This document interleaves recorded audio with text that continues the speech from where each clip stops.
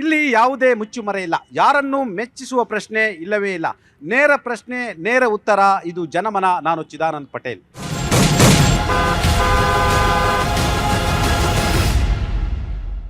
SM. Krishna ಸರ್ಕಾರದ ಅವಧಿಯಲ್ಲಿ ಬರವನ್ನು ನಾವು ನೋಡಿದ್ವಿ. ಅವತ್ತು ಕುಡಿಯುವ ನೀರಿಗೆ ತಾತ್ವಾರಾಗಿತ್ತು. ಕಾವೇರಿ ವಿವಾದ ಮುಗಿಲು ಮುಟ್ಟಿತ್ತು. ರೈತರಿಗೆ ಬೆಳೆ ಇಲ್ಲದೆ ರೈತರ ಪರಿಸ್ಥಿತಿ ದೇವರಿಗೆ ಪ್ರೀತಿಯಾಗಿತ್ತು. ಮತ್ತೆ ರಾಜ್ಯದಲ್ಲಿ ಭೀಕರ ಬರಗಾಲ ಎದುರಾಗಿದೆ. ಜೂನ್ನಲ್ಲಿ ಬೀಳಬೇಕಾಗಿದ್ದಂಥ ಮಳೆ ಸಂಪೂರ್ಣವಾಗಿ ವಿಫಲವಾಗಿರುವಂಥದ್ದು. ಜುಲೈನಲ್ಲಿ ಅಲ್ಲಲ್ಲಿ ಮಳೆ ಬೀಳ್ತಾ ಇದ್ದರೆ, ಆದರೆ ವಾಡಿಕೆಗೆ ತಕ್ಕಂತೆ ಮಳೆ ಬೀಳ್ತಾ ಇಲ್ಲ. ಈ ಬಾರಿ ಮುಂಗಾರು 40-50% ಕೊರತೆ ಸಾಧ್ಯತೆ ಇದೆ ಅಂತ ಹೇಳಲಾಗ್ತಿದೆ. ಎಲ್ಲೋ ನಮಗೆ ಡ್ಯಾಮ್ಗೆ ನೀರು ಬಂದ ತಕ್ಷಣ ನಮಗೆ ನೀರು ತುಂಬಿತು ಅಂತಲ್ಲ, ಭೂಮಿಗೆ ಮಳೆ ಬೀಳಲೇಬೇಕಾಗಿರ್ತಕ್ಕಂಥದ್ದು.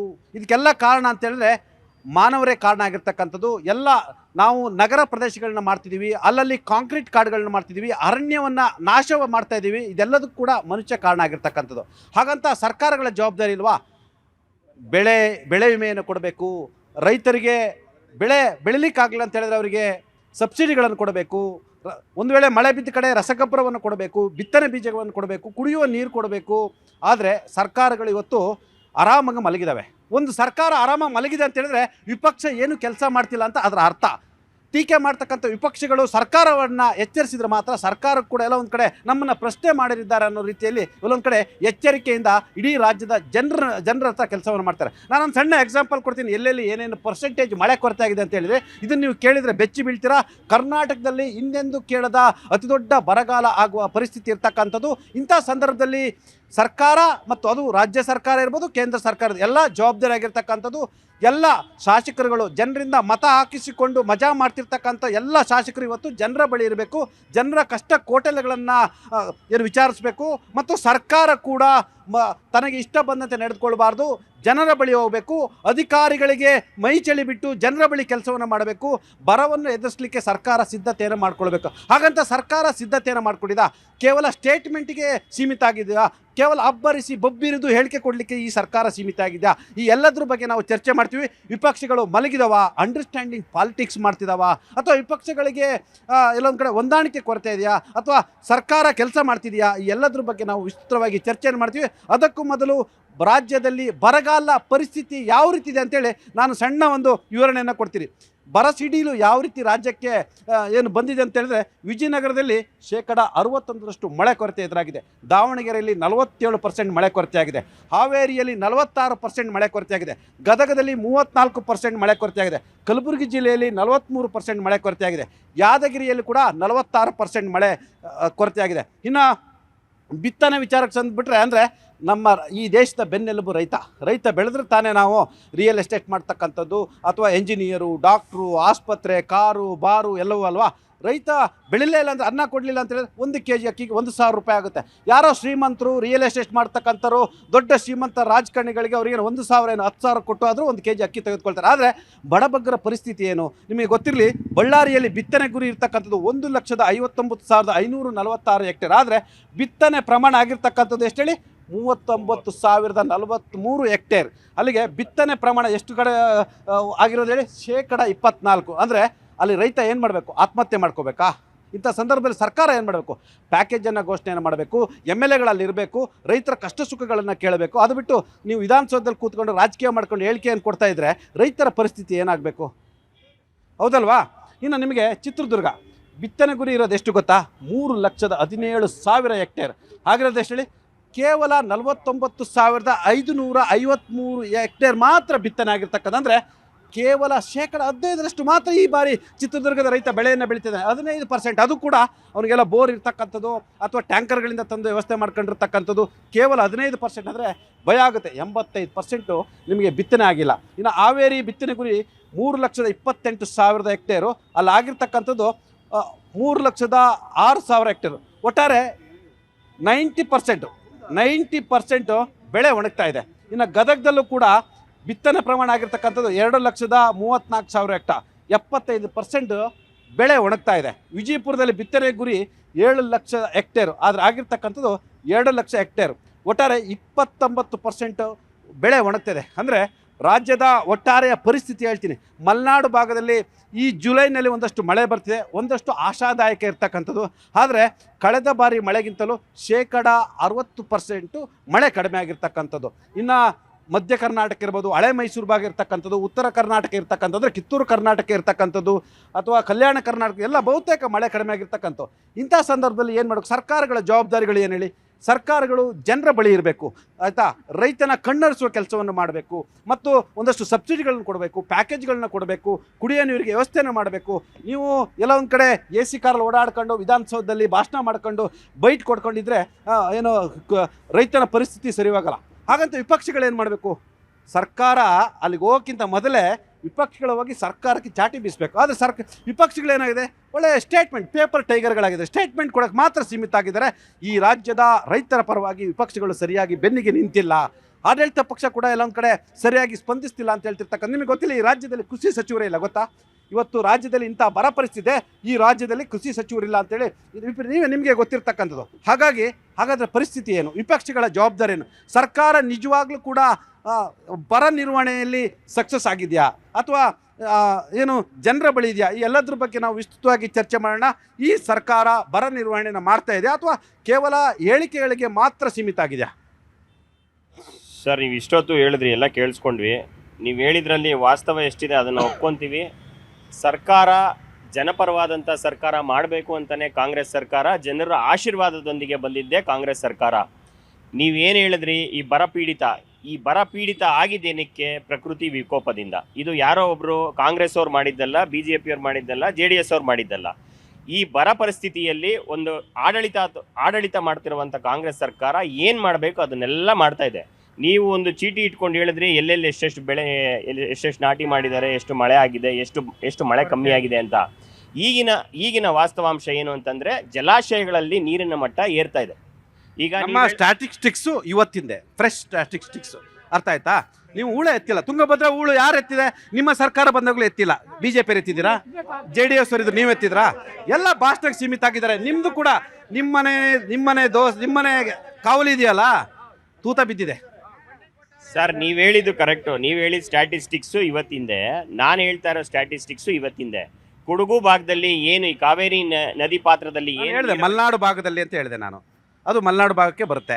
ಒಂದಷ್ಟು ಆಶಾದಾಯಕ ಬೆಳವಣಿಗೆ ಅಂತೇಳಿ ನಾನು ನಿಮಗೆ ಅತಿ ಹೆಚ್ಚು ಏನು ಕಾಳುಗಳನ್ನ ಬೆಳೀತಕ್ಕಂಥವ್ರು, ಆಯಿತಾ, ತರಕಾರಿಗಳನ್ನ ಬೆಳೀತಿರ್ತಕ್ಕಂಥವ್ರು, ಆಹಾರ ಬೆಳೆಗಳನ್ನ ಬೆಳೀತಿರ್ತಕ್ಕಂಥವ್ರು, ತೋಟಗಾರಿಕೆ ಬೆಳೆಗಳು ಬೆಳೀತಿರ್ತಕ್ಕಂಥ ಬಹುತೇಕ ಜಿಲ್ಲೆಗಳದ್ದು ಎಕ್ಸ್ಪ್ಲೈನ್ ಮಾಡಿದೆ. ಅಲ್ಲಿ ಪರಿಸ್ಥಿತಿ ಏನು ಅಂತ ನಾನು ನಿಮಗೆ ಹೇಳಿದೆ. ಡಿಪೆಂಡ್ ಮಾಡ್ಕೊಳಕ್ಕೆ ಹೋಗಬೇಡಿ. ನೀವು ಅನ್ನನ್ನೇ ತಿನ್ನಬೇಕು, ನಾನು ಅನ್ನನ್ನೇ ತಿನ್ನಬೇಕು, ಆಯಿತಾ? ಅಲ್ಟಿಮೇಟ್ ರೈತ ಇಲ್ಲ ಅಂದರೆ ನಾವೆಲ್ಲ ಕೂಡ ಅದೆಲ್ಲೋ ಉಗಾಂಡ, ರುವಾಂಡದಲ್ಲಿ ಗೊತ್ತಲ್ಲ, ನೋಡಿದ್ರಲ್ಲ, ಸೊಮಾಲಿಯಾ ಅಂಥ ಪರಿಸ್ಥಿತಿ ನಮ್ಮಲ್ಲೂ ಬರುತ್ತೆ. ಸರ್, ನಮ್ಮಲ್ಲಿ ಅಂಥ ಪರಿಸ್ಥಿತಿ ಬರೋಕ್ಕೆ ಚಾನ್ಸೇ ಇಲ್ಲ. ನಾವು ಆ ಟೈಮ್ನ ನಾವು ಸರ್ಕಾರದಿಂದ ಮಾಡೋಕ್ಕೂ ನಾವು ಬಿಡಲ್ಲ. ಈಗ ನೀವೇನು ಹೇಳಿದ್ರಿ, ಇಂಥ ಬರ ಪರಿಸ್ಥಿತಿಯಲ್ಲಿ ಸರ್ಕಾರ ಏನು ಮಾಡ್ತಿದೆ? ನೀವು ಕೇಳ್ತಾ ಇದ್ದೀರಾ ಸರ್ಕಾರ ನಿದ್ದೆ ಮಾಡ್ತಿದೆ ಅಂತ. ಸರ್ಕಾರ ನಿದ್ದೆ ಮಾಡ್ತಾ ಇಲ್ಲ ಸರ್. ಸರ್ಕಾರ ಏನು ಕ್ರಮಗಳನ್ನ ಕೈಗೊಳ್ಳಬೇಕು ಅದನ್ನೆಲ್ಲ ತಗೊಂಡಿದೆ. ಬರ ನಿರ್ವಹಣೆಗಾಗಿ 1200 ಕೋಟಿಯಷ್ಟು ತುರ್ತು ಬರ ಪರಿಹಾರ ನಿಧಿಗೆ ನಾವು ಮೀಸಲಿಟ್ಟಿದ್ದೀವಿ ಸರ್, ಆಯ್ತಾ? ಅದು ಬಿಟ್ಟು ಬೆಂಗಳೂರಿನ ನೀರಿನ ಕೊರತೆಯನ್ನು ನೀಗಿಸಲು ನಾವು 2000 ಕೋಟಿಗಳಷ್ಟು ನಾವು ಅದನ್ನ ಮುಡಿಪಾಗಿಟ್ಟಿದ್ದೀವಿ. ನೀವು ಹೇಳ್ಬೋದು ಯಾವ್ಯಾವ ಕಾರ್ಯಕ್ರಮನ ಸರ್ಕಾರ ಕೈಗೊಂಡಿದೆ ಅಂತ. ನಾನು ಸುಮ್ಮನೆ ಹೆಸರು ಹೇಳ್ತಾ ಹೋಗ್ತೀನಿ, ಸುಮಾರು ಪಟ್ಟಿದೆ ಇದಕ್ಕೆ. 600 ಕೋಟಿಯಷ್ಟು ಜಲಧಾರಿ ಅಂತ ಒಂದು ಕಾರ್ಯಕ್ರಮದಲ್ಲಿ ಇಟ್ಟಿದ್ದೀವಿ. ಮತ್ತೆ ಕೃಷಿ ಸುರಕ್ಷಾ ಪೋರ್ಟಲ್ಗೋಸ್ಕರ ಈಗ 25 ಲಕ್ಷ ರೈತರಿಗೆ ನಾವು 1,500 ರೂಪಾಯಿಗಳನ್ನ ಬರ ಪೀಡಿತರಾಗಿ ನಾವು ಆಲ್ರೆಡಿ ಡಿಸ್ಟ್ರಿಬ್ಯೂಟ್ ಕೂಡ DBT ಮಾಡಿದೀವಿ. ಅದ್ರ ಬಗ್ಗೆ ಅವ್ರಿಗೆ ಅಪ್ಡೇಟ್ ಇಲ್ಲ. ಈಗ ಸುಸ್ಥಿರ ಮತ್ತು ಕೃಷಿ ಮತ್ತು ಬೆಳೆಯನ್ನು ಬೆಳೆಯಲು 300 ಕೋಟಿ ಪ್ರೋತ್ಸಾಹ ಧನವನ್ನ ನಾವು ಆಲ್ರೆಡಿ ಕೊಟ್ಟಿದ್ದೀವಿ. ಇದು ಬಿಟ್ಟು 200 ಕೋಟಿಗಳಷ್ಟು ಪಶು ಸಂಜೀವನಿ ಆ ಯೋಜನೆಯಡಿ ಕೊಟ್ಟಿದ್ದೀವಿ. ಮತ್ತೆ ಪ್ರತಿ ಗ್ರಾಮ ಪಂಚಾಯತಿ ಮಟ್ಟದಲ್ಲಿ ಜನ ಜಾಗೃತಿಯನ್ನು ಮೂಡಿಸಿ ನೀರನ್ನು ಪೋಲು ಮಾಡೋದನ್ನ ನಾವು ತಡೆಗಟ್ಟಿದ್ದೀವಿ. ಈಗ ನೀವು ನೋಡ್ತಾ ಇದ್ರಿ, ಮೊನ್ನೆ ತುಂಗಭದ್ರಾ ಅಣೆಕಟ್ಟಿಗೆ ಗೇಟ್ ಅನ್ನು ಹಾಕಿದ್ಕೆ ಇಷ್ಟೊಂದು ಪ್ರಚಾರ ಯಾಕೆ ಅಂತಂದ್ರೆ ಆ ನೀರನ್ನು ಓಪನ್ ಆಗಿ ನೀರ್ ಪೋಲ್ ಆಗಿದ್ದು ಮಾತ್ರ ಹೇಳ್ಬೇಡಿ ಆಯ್ತಾ ಸರ್. ನೀರ್ ಪೋಲಾಗನ್ನ ಉಳಿಸುವಂತ ಜವಾಬ್ದಾರಿ ಸರ್ಕಾರದಿರುತ್ತೆ ಸರ್. ಈಗ ಅದಕ್ಕೆ ಅಷ್ಟು ವೆಚ್ಚ ಮಾಡಿ ಗೇಟ್ ಮಾಡೋಂಥದ್ದು ಅವಶ್ಯಕತೆ ಏನಿತ್ತು? ಆ ನೀರನ್ನು ನಿಮ್ ಮನೆ ದುಡ್ಡಿಂದ ತಗೊಬಂದ್ ಹಾಕಿಲ್ಲ, ನಮ್ ಟ್ಯಾಕ್ಸ್ ದುಡ್ಡಲ್ಲಿ ಮಾಡಿ ನಿಮ್ ಡ್ಯೂಟಿ, ಅದು ನಿಮ್ ಡ್ಯೂಟಿ. ಸರ್ ನಾವು ಜನರ ದುಡ್ಡಿಂದನೇ ನಾವು ಕಾರ್ಯಕ್ರಮಗಳನ್ನ ಮಾಡ್ತಾ ಇರೋದು. ನಾವು ಮನೆ ದುಡ್ಡು ಕಾಂಗ್ರೆಸ್ ಪಾರ್ಟಿ ಅಂತ ಹೇಳ್ತೀರಾ? ಕಾಂಗ್ರೆಸ್ ಪಾರ್ಟಿ ಸರ್ಕಾರ ಅಂದ್ರೆ ಎಲ್ರಿಗೂ ಸರ್ಕಾರ. ಕಾಂಗ್ರೆಸ್ ಕಾರ್ಯಕರ್ತರಿಗೆ ಮಾತ್ರ ಸರ್ಕಾರ ಅಲ್ಲ, ಅದು ನಿಮ್ಮನೆ ದುಡ್ಡಿಂದಲ್ಲ, ಈ ಜನರ ತೆರಿಗೆ ದುಡ್ಡಿಂದ ನೀವು ಗೇಟ್ ಮಾಡ್ಸಿರೋದು. ಜನರ ದುಡ್ಡನ್ನ ಆಯ್ತಾ? ಜನರ ತೆರಿಗೆ ದುಡ್ಡಂತ ಗೇಟ್ ಮಾಡಿಸಿಲ್ದಲೆ ಅದ್ರ ಉದ್ಘಾಟನೆ ಮಾಡಕ್ಕೆ ಜನರ ತೆರಿಗೆ ದುಡ್ಡು 2% ಖರ್ಚು ಮಾಡ್ತಿದ್ದೀರಾ. ನೀವ್ ಹೇಳಿದ 100% ಸತ್ಯ. ಜನರ ದುಡ್ಡನ್ನ ಜನಪರ ಕಾರ್ಯಗಳಿಗೆ ಮಾಡುವಂತ ಇಚ್ಛಾಶಕ್ತಿ ಇದ್ರೆ ಮಾತ್ರ ಈ ತರ ಕೆಲಸ ಮಾಡಕ್ಕಾಗತ್ತೆ. ಇಲ್ಲ ಅಂದ್ರೆ ಜಲಾಶಯ ಗೇಟ್ ಅಲ್ಲ ಸರ್, ಕಾಂಪೌಂಡ್ ವಾಲ್ ಕೂಡ ಹಾಕಕ್ಕೆ ಬಿಜೆಪಿ ಆಗ್ಲಿ JDS ಅವ್ರಿಗೆ ಆಗ್ತಾ ಇರ್ಲಿಲ್ಲ. ನಾವ್ ಮಾಡಿ ಕೇಳಿ ಸರ್, ಅವ್ರವ್ರ ಕಾಲದಲ್ಲಿ ಅವ್ರ ಅಧಿಕಾರದ ಇದ್ದಾಗ ಎಷ್ಟು ಡ್ಯಾಮ್ಗಳು ನಿರ್ಮಾಣ ಮಾಡಿದ್ದಾರೆ. ಅವರು ಏನ್ ಹೇಳ್ತಾರೆ, ನಾನು ಕೇಂದ್ರಕ್ಕೆ ಹೋಲಿಕೆ ಮಾಡಿ ಕೇಳ್ತಾ ಇದ್ದೀನಿ. ಅವ್ರ ಅಧಿಕಾರಕ್ಕೆ ಬಂದ ಮೇಲೆ 2014ರಿಂದ ಎಷ್ಟು ಡ್ಯಾಮ್ ಮಾಡಿದ್ದಾರೆ, ಎಷ್ಟು ಗೇಟ್ ಚೇಂಜ್ ಮಾಡಿದ್ದಾರೆ, ಎಷ್ಟು ಅಣೆಕಟ್ಟ ಕಟ್ಟಿದ್ದಾರೆ, ಕಟ್ಟಿರೋ ಅಣೆಕಟ್ಟ ಎಷ್ಟು ಹಾಳು ಮಾಡಿದ್ದಾರೆ, ಎಷ್ಟು ಬ್ರಿಡ್ಜ್ಗಳು ಕಟ್ಟಿದ್ದಾರೆ, ಅದನ್ನ ಅವ್ರನ್ನ ಕೇಳಿ. ಸರ್, ತಾವು ರೈತರಿದ್ದೀರಲ್ಲ ಸರ್, ಭಾರತೀಯ ಜನತಾ ಪಕ್ಷದ ರೈತ ಮೋರ್ಚಾದವ್ರಲ್ಲ ಸರ್? ರೈತ ಮೋರ್ಚಾರು ಪಾಪ ನಿಮ್ಮಂತರೆಲ್ಲ ಕಾಣ್ತಾ ಇದೆ. ನಿಮ್ಮ ರೈತ ಮೋರ್ಚಾರು ಇದಾರ ಸರ್ ರಾಜ್ಯದಲ್ಲಿ? ಯಾಕೆ ಸರ್ ಇಲ್ಲ ಸರ್? ಎಲ್ಲ ಕಡೆ ಹೋರಾಟ ಮಾಡ್ತಾ ಇದೀವಿ. ಬಿಡದಿಯಲ್ಲಿ ಅಷ್ಟು ಫಲವತ್ತಾದ ಜಮೀನ ಆಕ್ರಮಿಸ್ ಮಾಡ್ಕೊಂಡು ಅದು ಟೌನ್ಶಿಪ್ ಮಾಡಕ್ ಕೊಟ್ಟಿದ್ದಾರೆ ಸರ್. ಅದು ಬೆಂಗಳೂರಿಗೆ ಹತ್ರವಾಗಿರೋಂಥ ಜಾಗ. ಅದನ್ನ ಬರದ ಬಗ್ಗೆ ಮಾತಾಡೋಣ ಸರ್. ಆಯ್ತು, ಅದು ಸರ್ ಇವಾಗ ಮಳೆ ಬಿದ್ರೆ ತಾನೇ ಬೆಳೆ ಆಗೋದು. ಮಳೆ ಬಿಡ್ದಂಗೆ ಮರ ಗಿಡ ಎಲ್ಲ ಕಡ್ಕೊಂಡು ಕೂತ್ಕೊಂಡ್ರೆ ಹೆಂಗ್ ಸರ್ ಆಗುತ್ತಾ? ಆಯ್ತು ಸರ್. ಅದು ಅಲ್ಲದೆ ಬರದ ಬಗ್ಗೆ ಮಾತಾಡ್ಬೇಕಂದ್ರೆ ಕೇಂದ್ರ ಸರ್ಕಾರ 6,000 ರೂಪಾಯಿ ಕೊಡ್ತಾ ಇದ್ದೀವಿ, 4,000 ಕೊಡ್ತಾ ಇದ್ರು, ಅದ್ರ ನಿಲ್ಸಿದ್ರ? ಇವಾಗ ಎಲ್ಲ ಕಡೆ ಮಳೆ ಇಲ್ಲ. ಮೋಡ ಬಿತ್ತನೆ ಮಾಡಬೇಕಾದ್ರೆ ಮುಂಗಾರು ಸ್ಟಾರ್ಟ್ ಆಗಿದ್ಕಿಂತ ಮುಂಚೆ ಯೋಚನೆ ಮಾಡಬೇಕಾಯ್ತು, ಮೋಡ ಬಿತ್ತನೆ ಮಾಡಬೇಕಾಯ್ತು. ಇವ್ರು ನೋಡಿದ್ರೆ ಎಲ್ಲ ಯಾರು ಬೆಳೆ ಬಿತ್ತಬೇಡಿ, ನಾವು ಮಳೆ ಉಯಿಸ್ತೀವಿ ಅಂತ. ಯಾವಾಗ ಸರ್ ಅದು ಮಳೆ ಉಯಿಸೋದು? ಮೋಡ ಬಿತ್ತನೆ ಮಾಡೋದು ಯಾವಾಗ? ಟೈಮ್ಗೆ ಮೋಡ ಬಿತ್ತನೆ ಮಾಡಿದ್ರೆ ಇವ್ರು ಎಲ್ಲ ರೀತಿ ಎಲ್ಲ ಸರ್ಕಾರಗಳು ಇದಾವೆ. ಯಾವಾಗ ಮಳೆ ಬರುತ್ತೆ ಯಾವಾಗಿಲ್ಲ ಮುಂದಾಲೋಚನೆ ಮಾಡಿ ಮಳೆ ಬಿತ್ತನೆ ಮಾಡಿದ್ರೆ ರೈತರು ಸಾವಿರಾರು ಗಟ್ಟಲೆ ಹೆಕ್ಟೇರ್ಗಳನ್ನ ಬೆಳೆ ಬೆಳೆದು ದೇಶಕ್ಕಾಗಿ ಕೊಟ್ಟಿರೋರು ಸರ್. ಇವ್ರು ಆ ತಲೆ ಎಲ್ಲಿತ್ತು? ಇವ್ರು ದುಡ್ಡು ಮಾಡೋಕ್ಕೆ ಬಿಡದಿ ಬೇಕಾಗಿತ್ತು, ಬೇರೆ ಕೆಲಸಗಳು ಮಾಡಬೇಕಾಗಿತ್ತು. ರೈತರ ಬಗ್ಗೆ ಸ್ವಲ್ಪನೂ ಕಾಳಜಿ ಇಲ್ಲ. ಈ ನಮ್ಮ ಕರ್ನಾಟಕ ಸರ್ಕಾರ ಅಷ್ಟೊಂದು ಹದಗೆಟ್ಟೋಗೈತೆ. ಬರೀ ರೈತರ ಪರ ಸರ್ಕಾರ ಅಂತ. ನೀವು ರೈತರ? ನಾವು ಗದ್ದೆ ಉಳಿದಿರಾ? ಗದ್ದೆ ಉಳಿದೀನಿ, ಹೊಲ ಉಳಿದಿದ್ದೀರಾ? ಎಲ್ಲ ಬಿತ್ತಿದ್ದೀನಿ, ಎತ್ತಿನ ಗಾಡಿ ಹೊಡೆದಿದ್ದೀನಿ, ಎಲ್ಲ ಮಾಡಿದ್ದೀನಿ ಸರ್. ನಾವು ರೈತರ ಪರ ಸರ್ಕಾರ ಅಂತಾರೆ. ರೈತರಿಗೆ ಏನ್ ಸರ್ ಮಾಡ್ತಾ ಇದಾರೆ? ರೈತರಿಗೆ ಏನ್ ಮಾಡ್ತಾರೆ? ಬಿಡದಿ ಹತ್ರ ಒಕ್ಲೆಪಿಸ್ತಾ ಇದಾರೆ. ಅವ್ರು ಎಲ್ಲಿ ಹೋಗ್ಬೇಕು, ಏನ್ ಬರೋದ್ ಮಾತಾಡಿದ್ರೆ ಬಿಡದಿ ಇಟ್ಕೊಂಡಿದ್ರೆ ಬಿಡದಿ ಬಿಡೋದಿಲ್ಲ ಅಂತ ಕಾಣುತ್ತೆ ನೀವು. Yes sir. ರಾಜಕಾರಣಿಗಳಿಗೆ ಹೆಂಗ್ ಗೊತ್ತಾಗಬೇಕು ಅಂದ್ರೆ ಅಲ್ಲಿ ಹೊಲ ಹೋಗಿ ಗೊತ್ತಾಗುತ್ತೆ ರೈತನ ಕಷ್ಟ ಏನು ಅಂತ. ಬೆಳಕರಿದ್ರೆ ಅವಿಗೆ ಹಸು ಹಾಲು ಕರ್ಕೊಂಡು ಜೀವನ ಮಾಡ್ತಾರೆ. ಕೊಟ್ಟಿಗೆ ಕಸ ಒತ್ತರ ಗೊತ್ತಾಗುತ್ತೆ. ಅಲ್ಲಿ ಹೋಗಿ ಡೈರಿ ಮುಂದೆ ಹಾಲು ಹೇಳಿದ್ರೆ ಗೊತ್ತಾಗುತ್ತೆ. ಇಲ್ಲಿ ಕುತ್ಕೊಂಡು ಐಷಾರಾಮಿ ಜೀವನ ಮಾಡ್ತಾರಲ್ಲ ಇವರೆಲ್ಲ MLAಗಳೆಲ್ಲ, ಅಲ್ಲಿ ಸ್ಪಾಟ್ಗೆ ಹೋಗ್ಬಿಟ್ಟು ರೈತನ ಕಡೆ ಪ್ರತಿ ಹಳ್ಳಿಗೂ ಓಟ್ ಹಾಕ್ಸ್ಕೊಂಬೇಕಾದ್ರೆ ಮನೆಗೆ ಹೋಗ್ತಾರಲ್ಲ ಗೋಕರ್ಕೊಂಡು. ಈ ರೈತನ ಕಷ್ಟ ಕೇಳಕ್ಕೆ ಯಾಕೆ ಹೋಗ್ಬಾರ್ದು ಸರ್ MLAಗಳು, MP ಗಳು, ಮಿನಿಸ್ಟರ್ಸ್ಗಳು? ಓಟ್ ಹಾಕರ್ ಯಾರು ಹೇಳಿ? ನಾವೇ ಹಾಕ್ತಿವಲ್ಲ ಸರ್. ನಮಗೆ ಕೇಳಕ್ಕೆ ನಿಮಗೆ ಪ್ರಶ್ನೆ ಮಾಡಕ್ಕೆ ನಿಮಗೆ ಜವಾಬ್ದಾರಿ ನೈತಿಕತೆ ಇರಲ್ಲ. ಅವ್ರು ಯಾವ್ದೋ ಆಮಿಷ ಮಾಡ್ತೀರಾ, ದುಡ್ಡು ಇಸ್ಕೊಂತೀರಾ, ಎಲ್ಲರೂ ಅಂತಲ್ಲ. ಅವತ್ತು ನೀವು ಪ್ರಶ್ನೆ ಮಾಡಲ್ಲ, ಇವತ್ತು ಪ್ರಶ್ನೆ ಮಾಡ್ತೀರಾ. ನಮ್ಮ ಕೈಗೆ ಸಿಕ್ಕಿರೋ ಕೇಳ್ತೀವಿ ಪ್ರಶ್ನೆನ. ನಮ್ಮ ಕೈ ಸಿಕ್ಕಲ್ಲ ಅವ್ರು ಇಲ್ಲಿ ಐಷಾರಾಮಿ ಜೀವನ ಮಾಡ್ಕೊಂಡು ಅವರು ಮಜಾ ಮಾಡಕ್ ಕತ್ಕೊಂಡಾಗ ಹೆಂಗ್ ಕೇಳಕ್ಕಾಗುತ್ತೆ? ರೈತರು ಸ್ಥಳಕ್ಕೆ ಹೋಗ್ಬೇಕು, ಸ್ಪಾಟಿಗೆ ಹೋಗ್ಬೇಕು, ಹಳ್ಳಿಗೆ ಹೋಗ್ಬೇಕು. ನಿಮ್ಮ ಹಳ್ಳಿ ಸಮಸ್ಯೆ ಏನು? ಫಸ್ಟ್ ಆಫ್ ಆಲ್ ನಿಮಗೆ ಕುಡಿಯಕ್ಕೆ ನೀರಿದೆಯಾ? ನಿಮ್ಗೇನಾದ್ರು ರೋಡ್ ಇದೆಯಾ? ಅದನ್ನ ಕೇಳಂಗಿಲ್ಲ. ಆಮೇಲೆ ಬಿತ್ತನೆ ಮಾಡ್ಬೇಕಾರೆ ಸರಿಯಾದ ರೀತಿ ಬೀಜ ಒದಗಿಸಿದಾರ, ಕರೆಂಟ್ ಒದಗಿಸಿದಾರ, ಔಷಧಿ ಒದಗಿಸಿದಾರ? ಎಲ್ಲದಕ್ಕೂ ಗ್ಯಾರಂಟಿ ಕೊಡೋದಿಲ್ಲ ಸರ್. ಫಸ್ಟ್ ರೈತರಿಗೆ ಏನ್ ಕೊಡ್ಬೇಕು ಗೊತ್ತಾ ಸರ್? ಬೀಜ ಮೈನು, ಕರೆಂಟು ಇಂಪಾರ್ಟೆಂಟು, ಔಷಧಿ.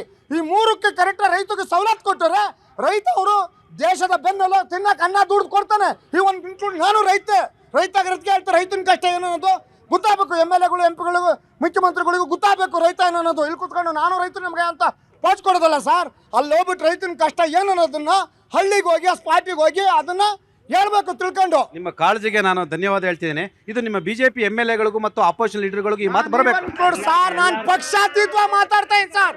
ಪಕ್ಷ ಮಾತಾಡ್ತಾ ಇಲ್ಲ. ನಾನು ರೈತನ ಮಗನಾಗಿ ರೈತರ ಕೆಲಸ ಮಾಡ್ಬಿಟ್ಟು ಬೆಂಗಳೂರಿಗೆ ಬಂದಿರೋದು. ಗ್ರೇಟ್. ನಾನು ನಿಮ್ಮನ್ನ ಇವರ ಸ್ಟ್ಯಾಂಡ್ ನಾನು ಒಪ್ಪದೆ. ಅವರ ಬಿಜೆಪಿಯ MLAಗಳು ಕೆಲಸ ಮಾಡ್ಬೇಕಂತ. ಎಸ್.